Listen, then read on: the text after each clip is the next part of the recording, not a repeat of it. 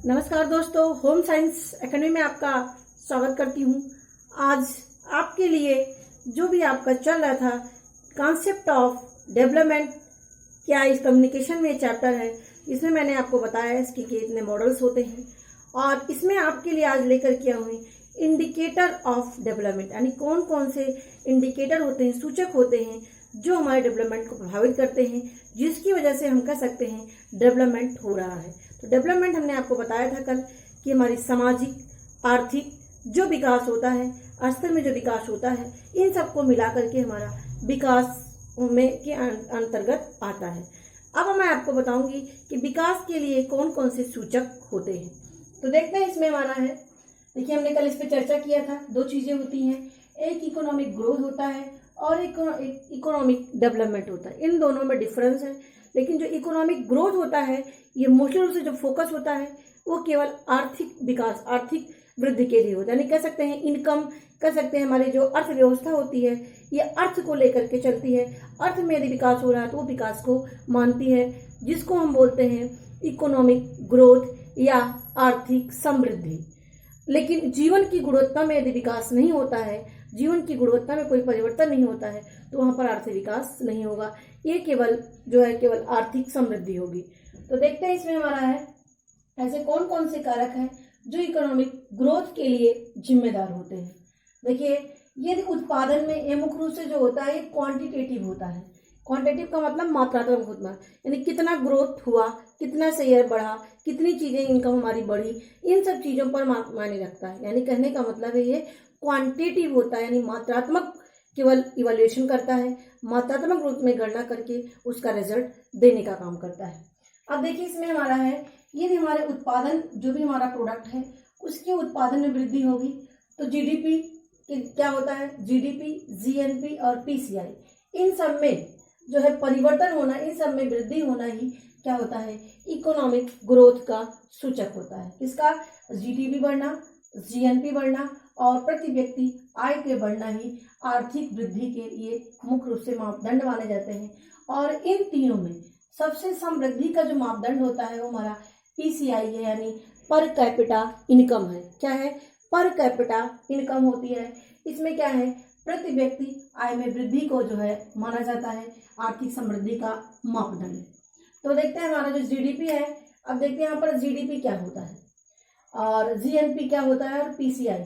हमने यहाँ पर जीडीपी यानी जिसको बोलते हैं ग्रॉस डोमेस्टिक प्रोडक्ट, क्या होता है, ग्रॉस डोमेस्टिक प्रोडक्ट। अब देखिए जो हमारा ग्रॉस डोमेस्टिक प्रोडक्ट होता है ये कह रहा है किसी देश की जो अर्थव्यवस्था होती है उसमें एक वर्ष में, यानी किसी देश की अर्थव्यवस्था में एक वर्ष में उस घरेलू सीमा के अंदर जो है उसके जो उत्पादन में वृद्धि होती है वो हमारी क्या होती है, सकल घरेलू उत्पाद होता है। अब वो चाहे उस इंडिया में रहने वाले लोग या विदेशों के रहने वाले लोग यहाँ पर उत्पादन कर रहे हैं, यहाँ पर आर्थिक उपार्जन कर रहे हैं, तो हमारी क्या होती है, वो जीडीपी होती है। एक बार फिर से देखिए, किसी अर्थव्यवस्था द्वारा एक वर्ष में उत्पादित सभी वस्तु और सेवाओं का मौद्रिक यानी उनको मनी के रूप में गणना करना, मौद्रिक मूल्य क्या होता है, जीडीपी होता है। अब चाहे वह देश के लोगों के द्वारा उत्पादन किया गया हो, चाहे इस देश में रहने वाले विदेशी लोगों के द्वारा उत्पादन किया गया हो, वो हमारा जीडीपी में आता है, यानी ग्रॉस डोमेस्टिक प्रोडक्ट में आता है। दूसरी बात होती है जीएनपी, क्या होती है, इसी का जस्ट उल्टा होता है।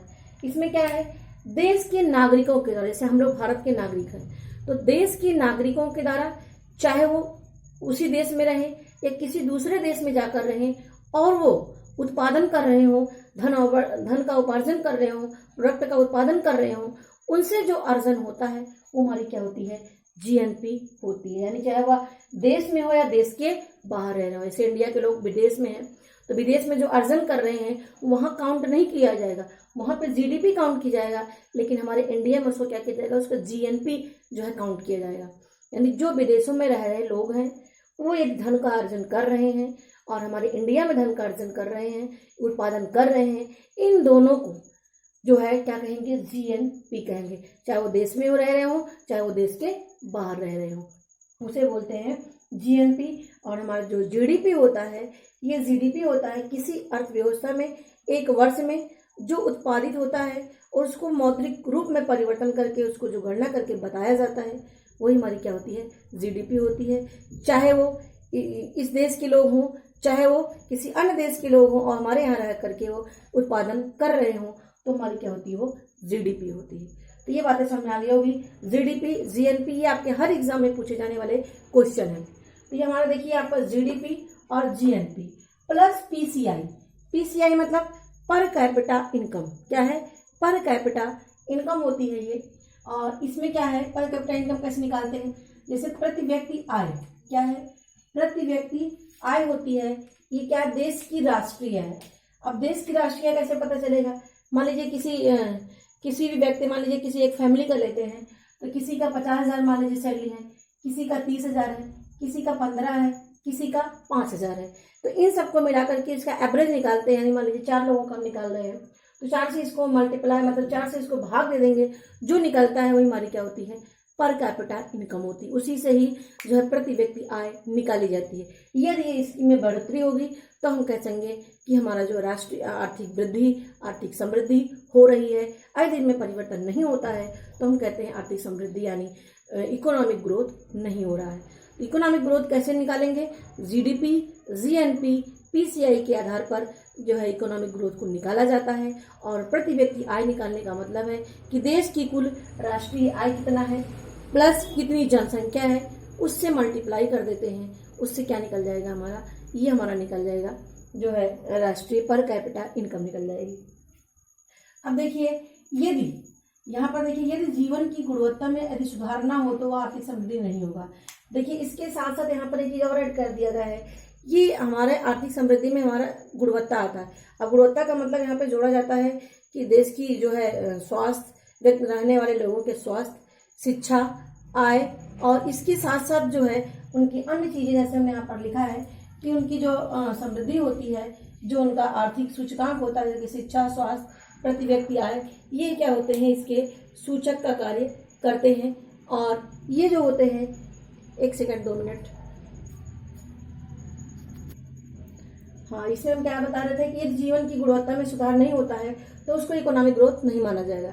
अब देखिए यहाँ पर इकोनॉमिक डेवलपमेंट जो होता है, अब यहाँ पर हमने एक चीज और लेकर के आए, यहाँ पर क्या है कि इसको, अब यहाँ पर हमने इकोनॉमिक ग्रोथ आपका यहाँ पर खत्म होता है। इकोनॉमिक ग्रोथ कैसे निकालते हैं, जीडीपी, जीएनपी और पीसीआई के द्वारा इकोनॉमिक ग्रोथ को निकाला जाता है। इसमें सबसे मुख्य कौन सा होता है, वो हमारा आर्थिक समृद्धि का मापदंड होता है। देखिए इसमें क्या है, और प्रति व्यक्ति आय सबसे ज्यादा पीसीआई है, पर कैपिटा इनकम, इसी के आधार पर सबसे ज्यादा आर्थिक समृद्धि का मापदंड निकाला जाता है। अब आते हैं हमारा इकोनॉमिक डेवलपमेंट, यानी आर्थिक विकास क्या होता है।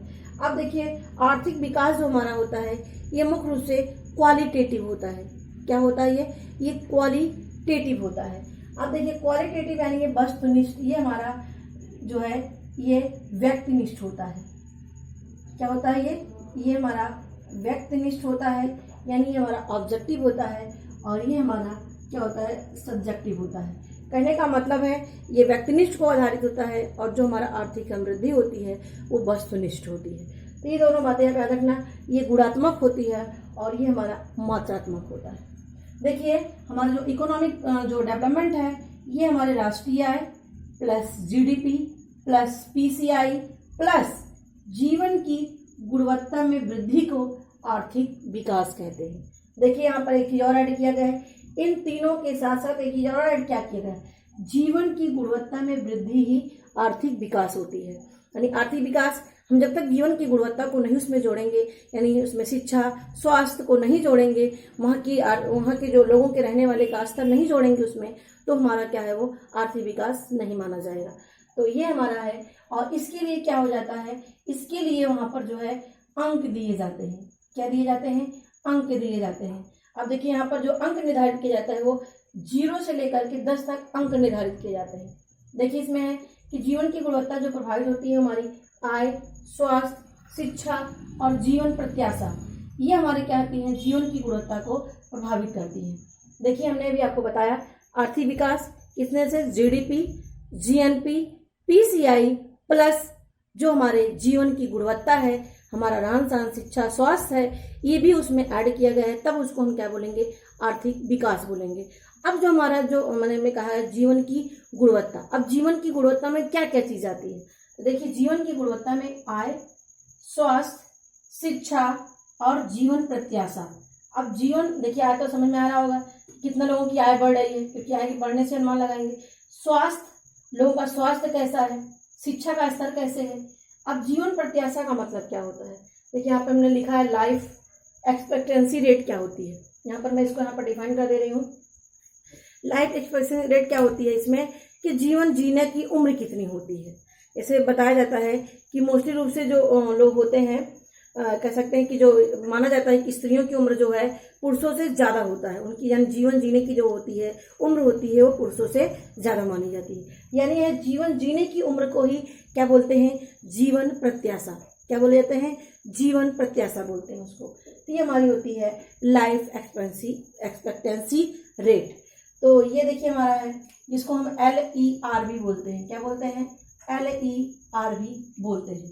तो ये हमारा होता है LER। तो देखिए यहाँ पर आर्थिक विकास के यहाँ पर चीजें हैं कि हमारा जीवन की गुणवत्ता किससे हुई, आय से, स्वास्थ्य से, शिक्षा और जीवन प्रत्याशा से हम निर्धारित करते हैं कि हमारे जीवन की गुणवत्ता अच्छी है कि नहीं है। अब 0 से 10 तक यहाँ पर मार्क्स देते हैं, जैसे किसी शिक्षा में हमने 5 नंबर पाया, स्वास्थ्य में हमने 4 ही नंबर पाया, और यदि हमें जो है आय हमारी 5 नंबर हुई, और इसके साथ साथ हमारा जीवन प्रत्याशा है 6 नंबर पाए, तो यानी ऑल ओवर देखा जाता है कि हमारी जीवन जो हमारी आर्थिक समृद्धि है, आर्थिक विकास है, वो सही रास्ते पर चल रही है। इसका एवरेज निकाला जाता है, इसके बाद इसको मान लेते हैं कि जो हमारा आर्थिक विकास सही तरीके से चल रहा है। यदि मार्क्स अच्छे मिलते हैं, 0 से 10 यानी 5 के ऊपर मिलते हैं तो माना जाएगा अच्छा है, और 5 के नीचे मिलता है तो माना जाता है कि वहाँ आर्थिक विकास नहीं हो रहा है।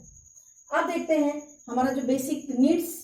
देखिए अब जो आर्थिक विकास के मापक क्या क्या होते हैं, हमारा क्या है इसमें बेसिक नीड्स अप्रोच है, यानी हमारी जो आवश्यकताएं हैं। उसके बाद न्यू इकोनॉमिक वेलफेयर, जिसको हम NEW कहते हैं, और भौतिक गुणवत्ता, जिसको हम बोलते हैं PQLI। क्या बोलते हैं, PQLI। ये हमारे क्या है, इसको शॉर्ट में बोलते हैं physical quality of life index, यानी इसको शॉर्ट फॉर्म में क्या बोलते हैं, PQLI, यानी physical quality of life index. तो ये हमारे होते हैं। और उसके बाद परचेजिंग पावर पैरिटी, क्या होता है, परचेजिंग पावर पैरिटी, ये 3P के नाम से इसको जाना जाता है। इनके आधार पर जो है आर्थिक विकास को माना जाता है कि इनके आधार पर। और एक चीज यहाँ पर है HDI, हमने यहाँ पर नहीं लिखा, यहाँ पर HDI, यानी इन 5 चीजों से हम अनुमान लगा सकते हैं कि वहां पर आर्थिक विकास हो रहा है। कौन कौन से हैं देखते हैं, basic needs approach, new economic welfare, physical quality of life, और परचेजिंग पावर पैरिटी, और हमारा HDI यानी ह्यूमन डेवलपमेंट इंडेक्स। इनके माध्यम से हम आर्थिक गुणवत्ता का मापन करते हैं, यानी आर्थिक विकास का मापन करते हैं। अब इसमें सबसे ज्यादा जो महत्वपूर्ण है इन 5 पॉइंट में, वो हमारा क्या है, HDI है। क्या है, HDI है दोस्तों। ये जो HDI है इसको बोलते हैं ह्यूमन डेवलपमेंट इंडेक्स। क्या कहते हैं, HDI आपका है, इसका फुल फॉर्म होता है ह्यूमन डेवलपमेंट इंडेक्स। और इसकी शुरुआत की गई थी, मैंने कल भी बताया था, ये UNDP के द्वारा, यानी यूनाइटेड नेशन डेवलपमेंट प्रोग्राम के द्वारा इसकी शुरुआत की गई थी। कब की गई थी, 1990 में की गई थी। ये थे जो है महबूब उल हक के द्वारा, जो पाकिस्तान के वित्त मंत्री थे। महबूब उल हक यानी पाकिस्तान के ये थे महबूब उल हक। 1990 में इन्होंने सबसे पहले जो है HDI की मतलब नींव रखी, और UNDP के द्वारा इसको किया गया। और इसके साथ साथ इसमें बताया गया कि कौन कौन सी चीज होती है जो मानव विकास के लिए सूचकांक होते हैं। यानी देखिए यहाँ पर ह्यूमन डेवलपमेंट इंडेक्स सूचकांक, यानी इसमें एक सूची में एक अंक दिया जाता है। ये कितना अंक दिया जाता है, 0 से लेकर के 1 तक इसमें अंक दिया जाता है। जिसकी रेट अच्छी होगी वो क्या माना जाता है, उसकी HDI अच्छी होगी और उसकी आर्थिक विकास अच्छी, यानी जिसका HDI अच्छा होगा उसकी क्या होती है, आर्थिक विकास अच्छा माना जाएगा। तो देखिए HDI जैसे हमने शिक्षा, देखिए इसके तीन मापक होते हैं HDI के। क्या क्या है, शिक्षा, स्वास्थ्य और प्रति व्यक्ति आय। क्या है, शिक्षा, स्वास्थ्य और प्रति व्यक्ति आय, ये तीनों मापक होते हैं किसके, ये मापक होते हैं SDI का मापन करने के लिए। और इनके मापन के लिए क्या क्या हम लेते हैं, इसमें अंक लेते हैं 0 से लेकर के 1, जैसे 0.1, 0.2, 0.3, 0.9, इस तरह से धीरे धीरे जो है अंक 0.11, 0.12, इस तरह से उनको अंक दिया जाता है कब तक, 1 तक नंबर तक। यानी ये 1 नंबर तक जो अच्छा पाता है, 9 तक पाता है, उसका मानते हैं वहाँ पर क्या है, उसकी जो HDI यानी मानव डेवलपमेंट इंडेक्स जो होती है ये अच्छी है वहाँ पे, यानी आर्थिक विकास वहाँ पर अच्छा हो रहा है। यदि शिक्षा, स्वास्थ्य और प्रति व्यक्ति आय अच्छी होगी तो ये आप याद रख लीजिएगा। ये बहुत ही इंपॉर्टेंट पॉइंट है। SDI क्या होता है, ये आपके अन्य एग्जाम में भी आ सकते हैं। अब यहाँ पर हमने आपको बता दिया, GDP बता दिया हमने, GNP बता दिया, लाइफ एक्सपेक्टेंसी रेट भी बता दिया, जीवन जीने की उम्र। अब देखिए हमारा यहाँ पर हमने मोर्टालिटी रेट या था, यानी मृत्यु दर किसे कहते हैं, यानी एक वर्ष में एक वर्ष के अंदर रहने वाले, यानी अंडर द, यहाँ पर अंडर होना चाहिए, यानी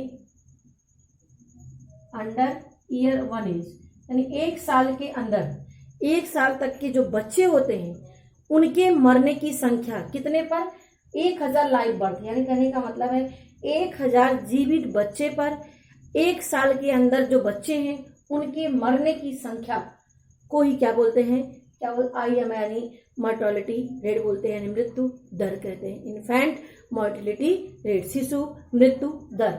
ये कभी कभी फुल फॉर्म भी आपका सकता है, IMR क्या है, IBR क्या है।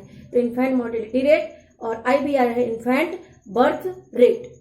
तो देखिए यहाँ पर हमने बताया number of death of infant, यानी बच्चों के मरने की संख्या, प्लस 1000 लाइव यानी जीवित 1000 बच्चों की संख्या से उसको डिवाइड कर देते हैं, जो आता है वही क्या होती है, इन्फेंट मोर्टेलिटी रेट कहलाता है। और एक चीज मैंने यहाँ पर नहीं लिखा, वो आपको बताना है कि जो है बर्थ रेट कैसे निकालते हैं, यानी IBR। ये आपके लिए आज क्वेश्चन है, आप यहाँ पे बताओगे बर्थ रेट कैसे निकाला, जैसे मैंने यहाँ पर बताया वैसे आप हमें कमेंट में बताओगे बर्थ रेट कैसे निकालते हैं।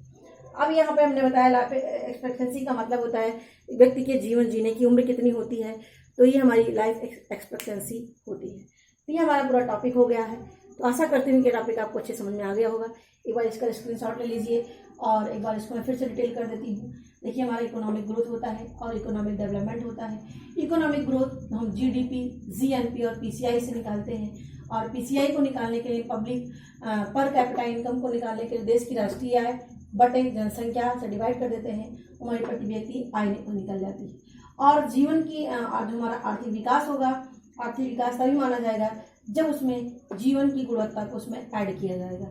यानी जीवन की आर्थिक विकास कैसे निकालते हैं, राष्ट्रीय आय plus GDP plus PCI plus जीवन की गुणवत्ता में वृद्धि क्या कहलाता है, आर्थिक विकास कहलाता है।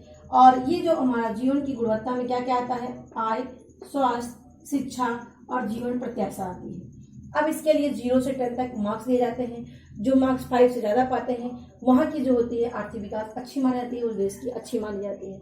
और आर्थिक विकास के मापक है ये basic needs approach, new economic welfare, physical quality of life, purchasing power parity और HDI। इनके माध्यम से हम निकालते हैं आर्थिक विकास के मापन को जो है लगाते हैं।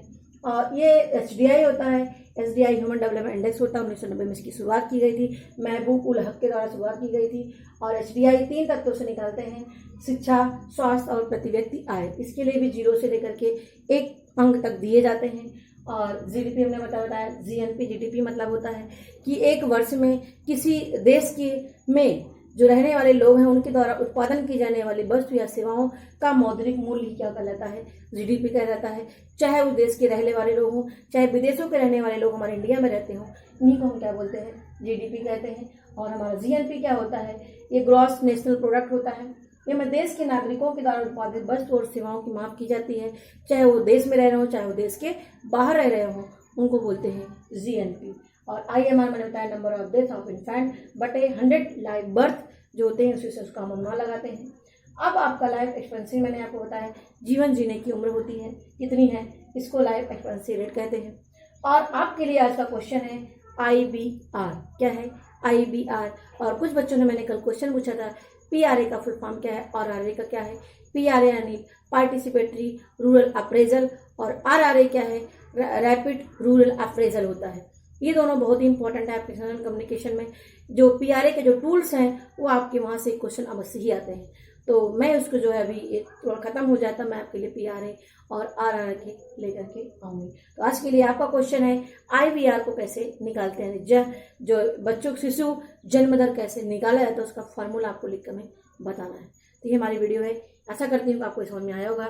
यदि मेरी वीडियो आपको अच्छी लगी होगी तो लाइक और शेयर करना न भूलें और कमेंट में हमें इसका आंसर अवश्य दीजिएगा। और पहली वीडियो मेरी देख रहे हो तो सब्सक्राइब अवश्य कर लीजिए, इस चैनल से आपको निश्चित ही मदद मिलेगी। धन्यवाद।